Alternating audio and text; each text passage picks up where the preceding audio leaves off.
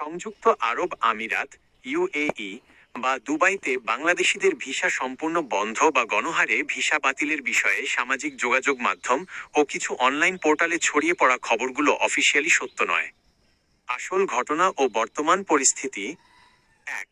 গুজব ও ভুয়া সংবাদের উৎস। সম্প্রতি একটি অননুমোদিত তৃতীয় পক্ষের ওয়েবসাইট থেকে প্রচার করা হয় যে ইউএই নতুন করে বাংলাদেশ সহ কয়েকটি দেশের ওপর ভিসা নিষেধাজ্ঞা জারি করেছে। আবুধাবিতে অবস্থিত বাংলাদেশ দূতাবাস এবং প্রধান উপদেষ্টার প্রেস উইং স্পষ্ট করেছে যে ইউএই কর্তৃপক্ষের পক্ষ থেকে বাংলাদেশিদের জন্য কোনো অফিসিয়াল ভিসা ব্যান বা গণবাতিলের আদেশ জারি করা হয়নি। ২. ভিসা প্রক্রিয়াকরণের বর্তমান অবস্থা। কড়াকড়ি ও ধীর গতি। ২০২৪ সালের মাঝামাঝি সময়ের কিছু অনাকাঙ্ক্ষিত ঘটনার পর থেকে অদক্ষ বা সাধারণ শ্রমিক শ্রেণীর ভিসার ক্ষেত্রে আবেদন অনুমোদন কিছুটা ধীর গতির স্লোডাউন রয়েছে। আকামা রেনিউ ও রেসিডেন্স ভিসা। যাদের বৈধ আকামা বা রেসিডেন্স ভিসা রয়েছে তাদের স্বাভাবিক নিয়ম মেনেই ভিসা নবায়ন হচ্ছে এবং কাজ করার সুযোগ রয়েছে। ভুয়া তথ্য ও প্রতারণা থেকে সাবধান।